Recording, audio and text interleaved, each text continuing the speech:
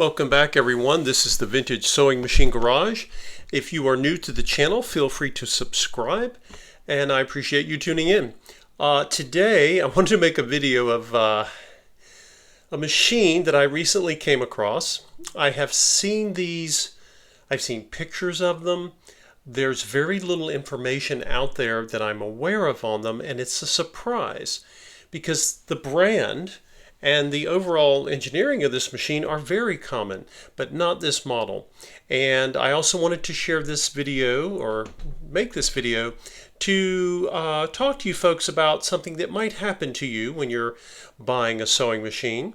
And although it didn't really happen to me because I was already aware of what I was getting, nonetheless, this can happen, and I just wanted to make a video to talk to you about what to do about it when you get a machine that is not exactly set up the way you thought it was. So here goes. So I've talked to you guys in the past about all sorts of brands of vintage sewing machines. Some of the brands are gone, some of the brands are still brands, but the companies that created them are long gone. When you think about the brands such as Necki, the Italian brand, Pfaff, the German brand, there are North American brands like Morse, and these were distributed brands. There are many brands that we could talk about, but one of those brands was a big brand. It was second only to the Singer Company, which was the biggest of all, but of course it was the White Sewing Machine Company, and they were Singer's biggest competitor in terms of size and scale. And you guys have seen me do videos on machines called White Rotaries. They were also under the names Kenmore Rotary, Domestic, Dressmaster Rotary, Franklin Rotary. There were many versions, many names used. But it was essentially a design that the White Company had created and would make for decades. And that's one of the things they have in common with Singer, not just their size, but also the fact that they tended to keep things in production a long time. Now, people would criticize them and say, oh, when are you going to come out with a new model? For those of us who love vintage sewing machines, that's a wonderful thing that they kept these things in production, because there are tons of parts and lots of these machines still out there, the ones that haven't been tossed away because no one appreciated them. So let's let you guys take a look. If you are familiar with White branded rotaries, you will recognize this green color, right? It's kind of it's not quite an army green. It's got a little more blue in it than that, but it is the green sort of hammered finish paint that you're used to seeing on many White machines. And you can see over here we've got a really large bobbin plate, which is not uncommon with these machines.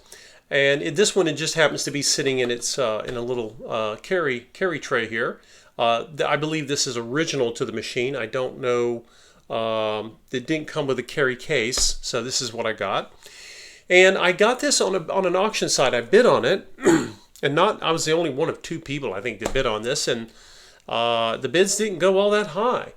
And then, to make things even a little more, if you guys want to help solve this mystery, this is the foot pedal and the plug that came with it. Now, you guys who watch my channels, or you don't have to watch my channel to learn this, this is, of course, a button-style sewing machine foot pedal, right?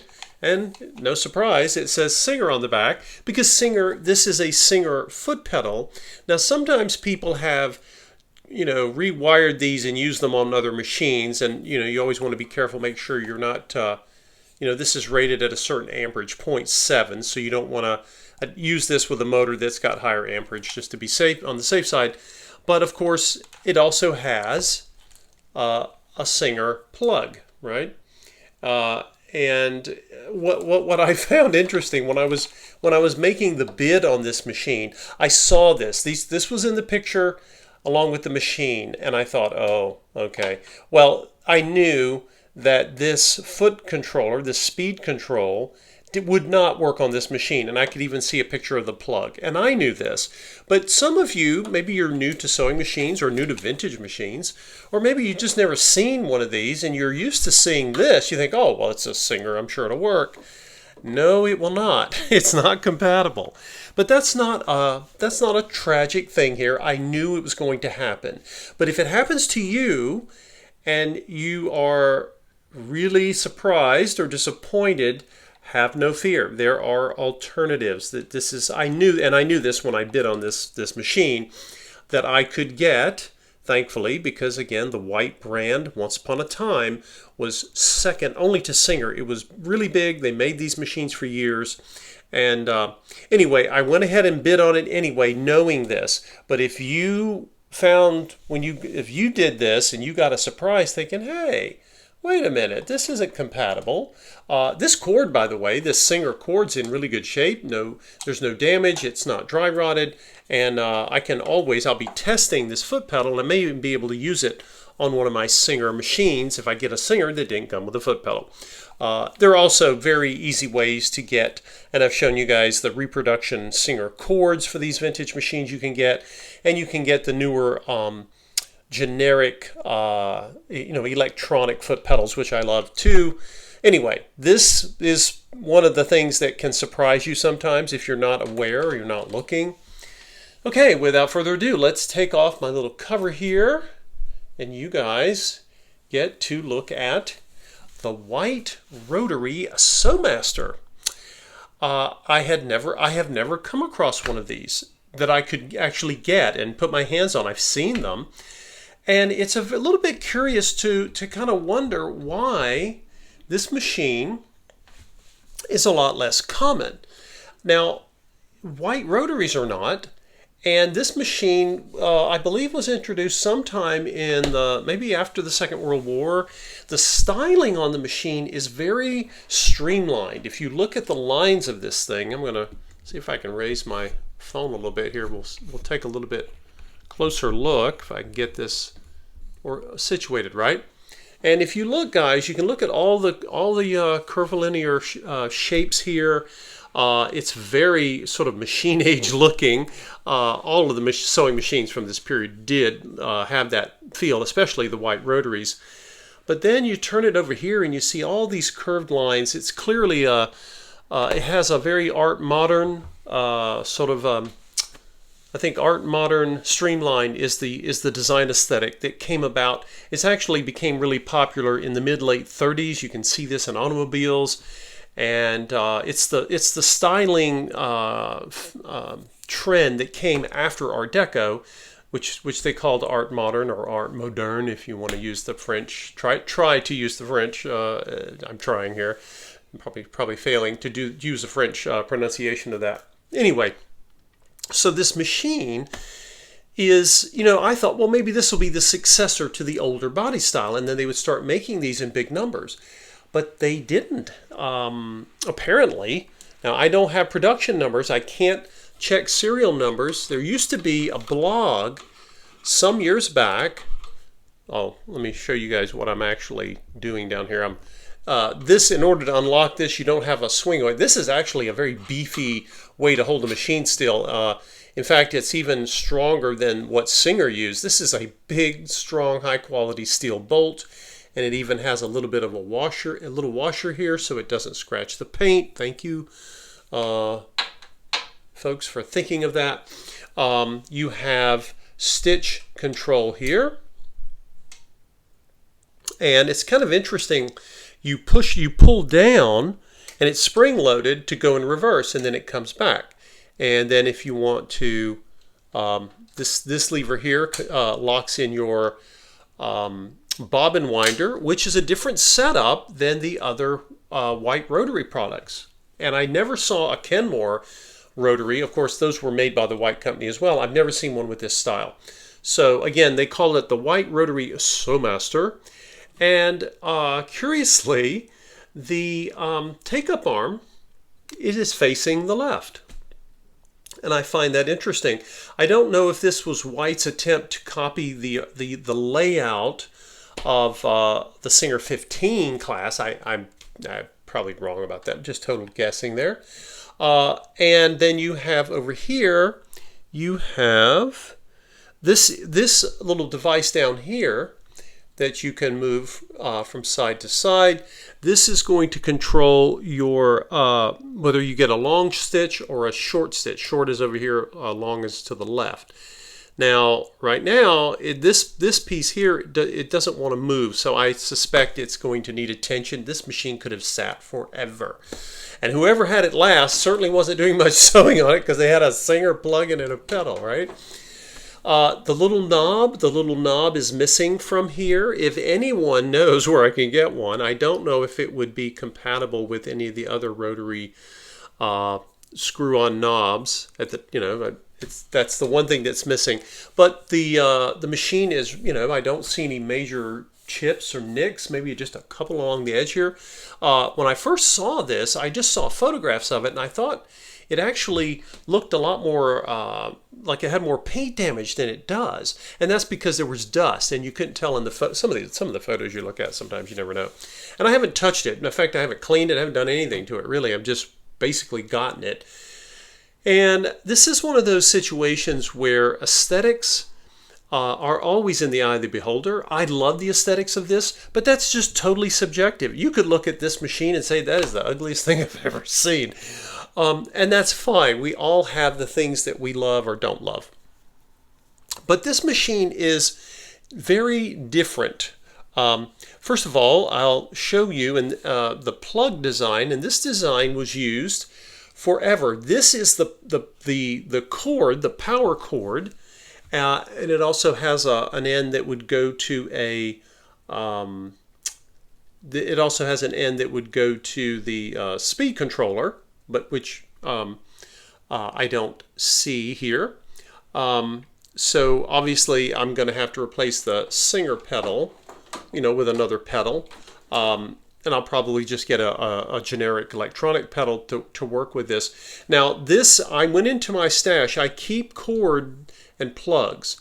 And I don't know how I managed to do this. I'm ashamed to say that if I did it, it may have come, sometimes I'll get a machine and it comes with a cord, but someone's dropped it and the plastic has cracked, which you can see here. At first I thought maybe this was a, one of the newer plugs, because the new versions I think have some form of metal, but I don't even know if they use copper. You know how they always want to cheapen out on stuff. On the other hand, this does not look to be, well, I can tell you, if you guys look at the end that goes into the power source, you'll see that the strain relief is one of these flexible types built in. Now this could go all the way back to the 70s as far as I know. So what I think I have here, I think I saved this because the cord itself is in good shape. It's not cracked, it's not dry rotted, it's not damaged, and this end is good. And what I would do is simply, I can always remove the plug and I can save this and repurpose it. Waste not, want not, when something is in good shape. But I hope I'm not the one that dropped this. If I did, then I feel terrible. Anyway, but here's the good news, guys.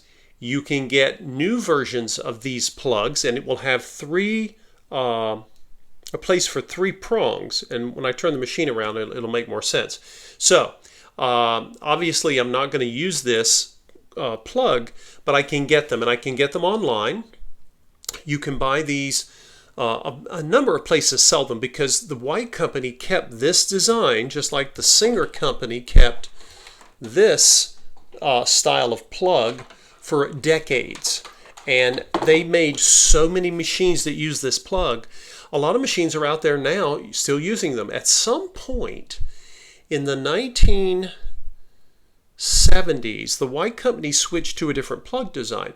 And the reason I say that is because I've had even the Wick machines, many of them that were made in Japan, when Wick quit using the old rotary design and went to a design that was much more like the Singer 15 class, they were still using this plug design. It took them a long time to switch over. Even the Kenmores that Wick made for Sears used this many of them would use this plug. So that's the good news, folks. I think you can get them for $17. They're not that expensive.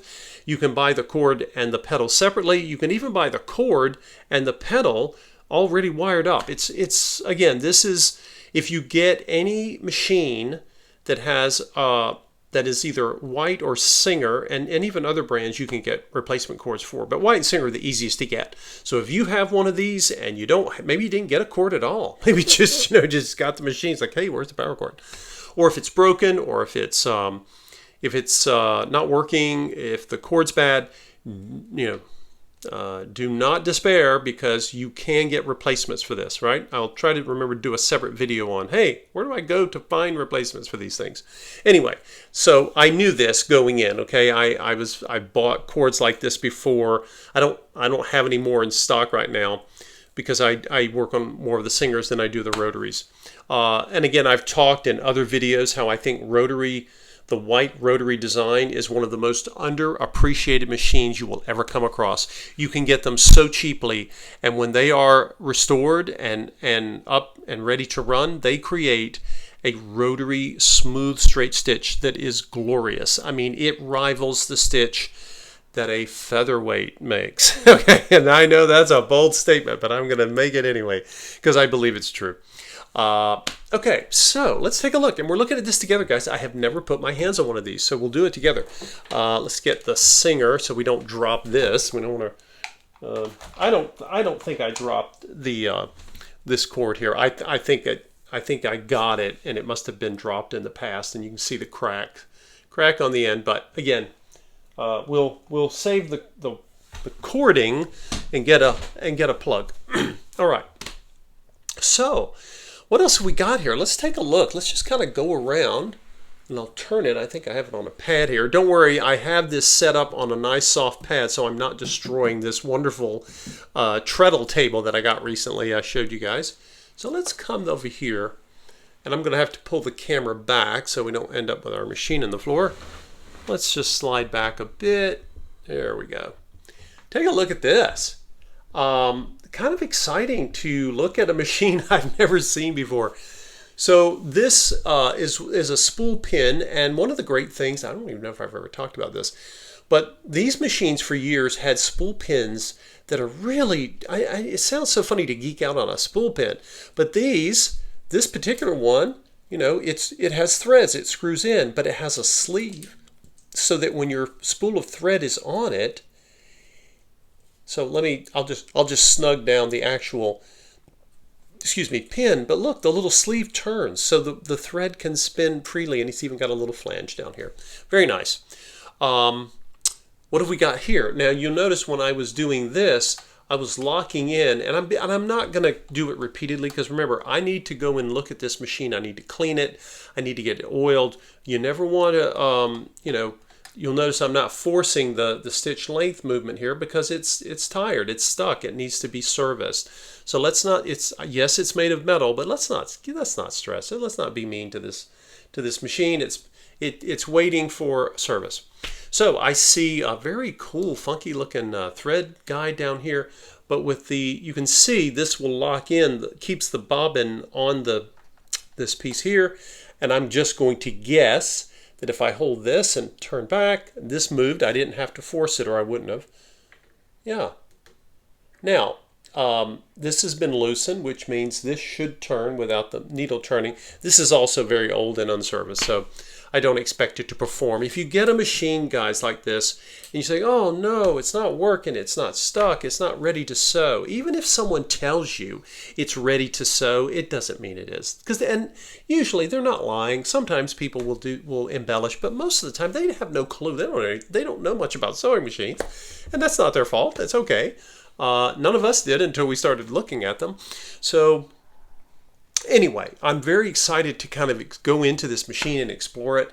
What I haven't figured out yet is a lot of the White Rotaries that were put into cases, if they were not installed in a table, a lot of times the number would the model number would say MG, and that stood for magnesium. Magnesium is not as lightweight as aluminum, but it's a lot lighter than steel, and that was their answer to the aluminum machines that were coming out. Okay, let's go around the back here. we'll look. Okay, and you see these funky, beautiful, fun lines. It looks like something out of a Flash Gordon movie or something. It really is. Now, I told you guys about the plug type. Now, I'm going to have to do this very carefully. I don't know if you guys can see this. We'll try. You see the 3 prongs coming out of here? And notice they're brass, okay? Again, they spared no expense, literally. You can see the little switch here for the light. Nice and strong switch there.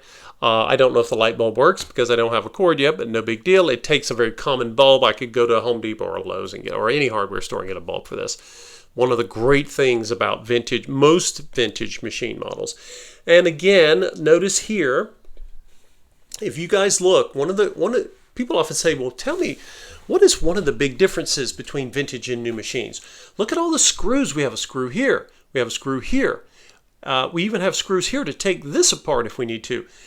Everything is set up, most everything, to be maintained and to be serviced. If you have a problem, you don't chuck it.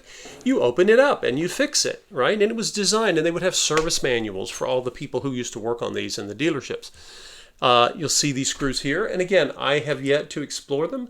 These little divots, I'm not sure what these are. This right here, I have no clue. Well, we'll see. Maybe it's I don't know if it's a rivet. I don't commonly see rivets in sewing machines of this era. Here's another one down here. So again, it would help if I tilted the camera. There we go. So you see this one here. Again, we've got access screws here. We've got access screws here. So I'm really excited to imagine. I'm not sure what this would take off. And again, you want to be careful before you start unscrewing things to kind of explore. And let's just kind of get a feel for it before we dive in. Coming around, we see, and this makes sense. And even if I've never seen this machine in person, but I'm just, here's my top spool pin. This pin down here is from when you're winding bobbins. That's a pretty good guess. This would not have come with, excuse me, 2, that I'm not seeing a place for 2 spool pins. So your thread would be mounted here, and then you come around. Here's a thread guide, right? Someone online had a manual for one of these, and I'm going to have to find it because it'll sure make life a little easier. Here you can, and notice it has a nice arrow. It says you want to tighten it. Do you want to loosen it? You turn to the right. So this is counterintuitive, right? Normally you say you turn right to tighten, left to loosen. Well, in this case, you turn right to loosen according to this, right? I don't know. That's kind of curious. And then this here, I assume, is where my thread is going to come in some form or fashion, and it's inside these rotary machines, they have their check springs. You can't always see the spring itself. It's inside somewhere.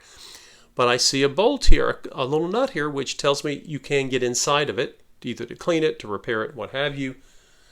What else do we have here? We have this beautiful chrome or nickel. This has a screw. And then, of course, again, I'm guessing at this. This is a guess, guys. Don't hold me to it because, again, I'm just basing, and those of you who have sewn on different machines, you can probably guess along with me. So we have the spool of thread. It comes here, it hits the thread guide. It's either going to go somehow around this tension assembly. It's going to come up to the take-up arm, and then it's going to, once it gets looped there, it's going to come down. I see another thread guide here. And let's see if we can zoom in, get a bit better view. Well, we're going down here. So we've got thread guide here. And then we're going to come down, and of course, the needle is here, and I'll have to explore. I don't know if this is some form of thread guide here. Not quite sure. It may just come straight down, and of course, it's going to thread from the left. And as soon as we get back over here, it'll make more sense. Oh, by the way, while we're here on the side, let's take a look underneath. One thing to be aware of with rotary machines, I may have mentioned this in earlier videos, the great thing is these are very easy to remove and to install. They're nice and heavy, good quality. However, they will pop loose a little more easily than, say, a vintage Singer will. And sadly, sometimes you get these machines and this is missing. People, and half the people who saw it didn't know what it was. Not the original owner, but people who came later. And of course, this is, you guys will remember, this is, I recognize this as a very similar, if not the same, bobbin case style that you see in other of the white rotaries from the period. This, of course, right here is where you attach and unattach the attachments or the sewing feet. And I really love this. Actually, this system, let me pull this up, make it a little easier for us. This system is wonderful. And if I turn it to the left here, I can get it to loosen. Now this thing has been on here a while. I don't even know.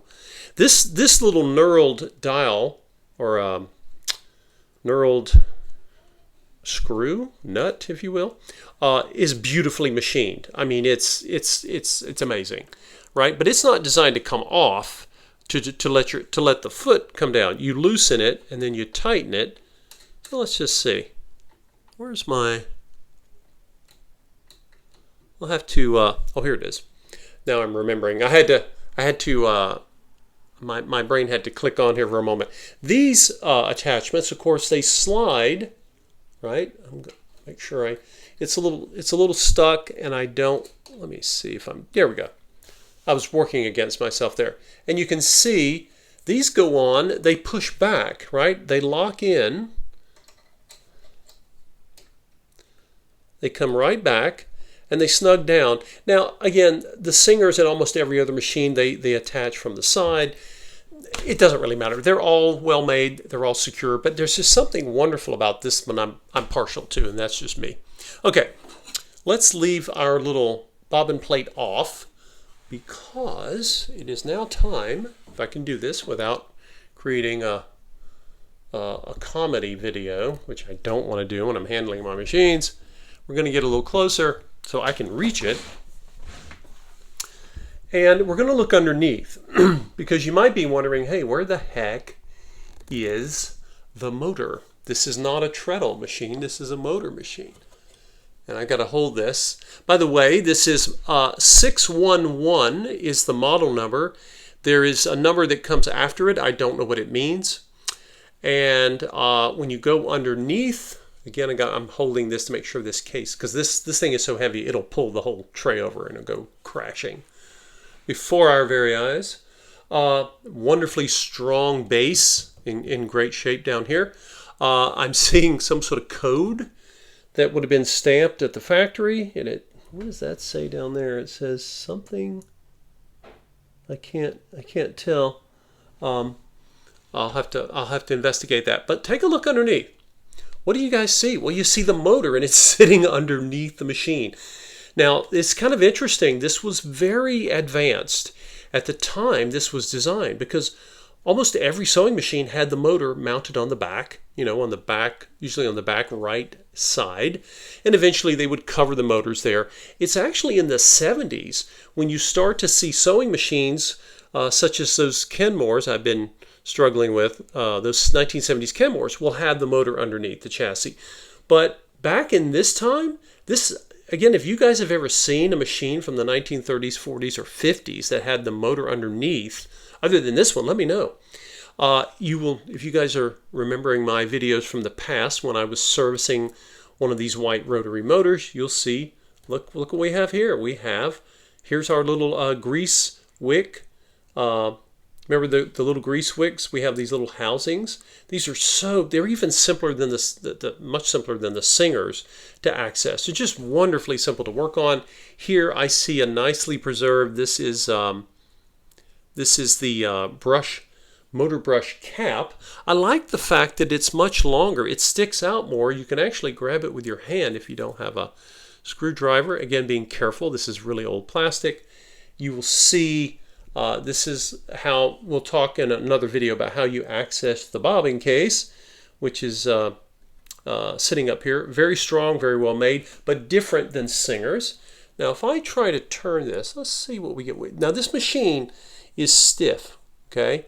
and you can see movement if you look at the pieces. But again, I'm glad I don't have the power cord right now, because I don't want to plug it in, right? It needs attention, right? We don't want to strong arm it. No need to do that. Yes, it's a strong machine, but let's be gentle. This thing's been sitting waiting a long time for some service. I can tell that.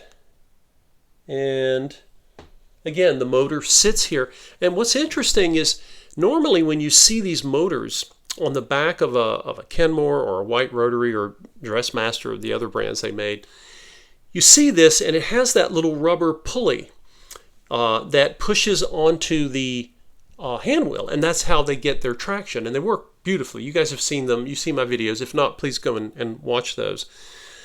But this one is curious because there's a long drive shaft. All motors have drive shaft that attach to the pulley of some sort. But look at this one, guys. Look how long it is. It goes way over here. And then this midsection is covered with some sort of rubber, or it feels like rubber. And I'm not sure why, because nothing touches it. It's very curious. And it keeps going. It goes through this piece. And then it ends with a metal pulley. And there's a groove here, and there's a very, very narrow, and I presume quite long belt. I've never seen this belt before. And it's interesting that this is a White Rotary, same motor, same basic drive shaft and shuttle and hook over here. So much of this is in common with the Rotary designs, except for this. It has this long shaft. They said, well, we're going to put the motor here, and we're going to put the drive shaft over here. And it uses a belt, which none of the other Rotaries, to my knowledge, do, except for the one that the Juki company would make in the 60s, and it was just called a Rotary. It wasn't a Rotary at all. It doesn't even have a Rotary stitch. This has a Rotary stitch. This is a Rotary machine, but it's not using that rubber friction pulley that we're so used to seeing on the backs of those. Those are the pulleys sometimes you have to replace because they're dry rotted. But look at this. I mean, we've got the cord, and of course the cord's going up into the where it goes back to the back of the machine to make the plug. But it is really interesting to me that they did this design, and again, they didn't reinvent the wheel. This is a very similar, if not the same technology in the motor. They just adapted it, had to make a longer drive shaft and a belt. So you can better well believe, if you get one of these and the belt is bad and you're going to have to replace it, that is going to be a journey of searching. I already knew that, I didn't know this. I didn't know about the belt, but I knew that this thing had a different setup. So I'm not surprised if I have to find something that I'm not used to. And this is interesting. This looks, I've never seen this. Look at this. This is the same as these wonderful little access, when you get access to the bearings of the motor here and you put the grease in, and we'll go through this. I've done it before on the other style, but I'll try to do it on this one. We'll have to figure out how to support this machine for the camera when I'm doing it. But there's one over here. What does that tell you? Look at that.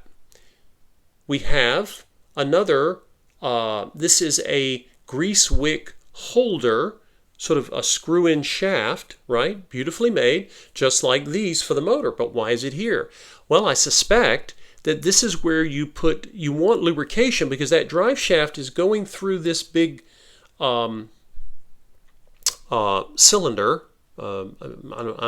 bracket, I'm not sure what we would call it, to get all the way over here. Well, why is it here? It's here for support. Remember, look how long the drive shaft is, and it's being basically cantilevered. The last place it gets supported is right here at the edge of the motor. You don't want a drive shaft under it's under pressure, it's under strain because of the belt. You really need it to be supported. And the engineers back in the day knew this. They were really smart folks, and they knew, we're going to have to support this. And if you run that drive shaft through there, you definitely want some lubrication. Makes total sense. Again, designed to last. What else can we say? Let's see. And you can see things moving. We've got different pieces. I can already tell there's a lot of areas here that haven't been lubricated in forever. It's like getting the Tin Man to wake up. But I just wanted you guys to see this. I don't know if you've ever seen one. I've tried to find videos on this. I think someone showed a video of it sewing maybe. And again, it is mystifying to me why there are so few of these. Because given how seldom that the White company, like Singer, reinvented body styles, you would think when this thing came out, wow, yes, it's a straight stitcher, but so were most sewing machines sold at the time. Zigzag was just becoming a thing. And the White company, they were smart. They harnessed all of their prior technology, cast this, in a different... And again, because of the weight, I really don't know if this is steel. Well, I know that the drivetrain and the mechanicals are steel. Very high quality. I don't know if the body is or not. I guess one way would be to get a magnet and see, because I don't think magnets stick to magnesium or magnesium alloys. Who knows? But guys, I just wanted you to see this. Again, I saw this on an auction site and I thought, hey, I've never had one of these, and I thought they looked cool. Totally my opinion. You, like I say, you may have no love lost for the styling, but again, we all aesthetics do matter, but they are all so different for all of us. So whatever color or shape you like, it is just as legitimate as anything I am drawn to, certainly. What else to show you? We have, I'll pull it forward. You guys can see, of course, we have oiling holes here. No surprise to add oil. This is some kind of, I think this was tape or something. I think that'll clean off. But again, the paint is in beautiful shape. The paint, this type of paint's really tough. It can be chipped and scratched, but it's not nearly as delicate as the beautiful lacquered finishes of most machines. So there you go, guys. The white rotary Sewmaster. When we have our little presser bar tension adjuster, which again will need cleaning and lubrication, just like all machines do. I'm curious to actually take this plate off and see what's going on behind there. But I appreciate you guys watching, and if any of you, let's put this bolt back in just to keep the machine from flopping around. If it should have a chance to do so. If you guys have any information on these, if you own one of these, if you know where I can get spare parts for one of these, not including the cord. I'm gonna, like I say, we'll do a video on how to find cords for machines like this. If you know of anything about this machine, the Sewmaster, let me know. Put it down there in the comments. You guys teach me all the time. You know, I try to share things here on the channel, and you guys are, some of you are very kind to share any information you have. We all learn together. But this is definitely, we're learning this one together, guys, because I've never touched one of these. So it'll be kind of fun to explore, and hope you are enjoying looking at a machine you may never have seen, may never have sewn on. But if you have any of the white rotaries or the Kenmore rotaries, you know how they sew and you know how incredible they are. This one should be no exception, even though it kind of looks like the old white rotary and the Singer 15 got together and they made a combo or something. It's just really interesting, and again, something unusual. And I finally, after years of seeing vague pictures of these, finally saw one. So I'll be looking for manuals and other items. Thanks for watching, guys, and stay tuned for more videos. Hopefully we'll have something new for you guys next week as well. Take care.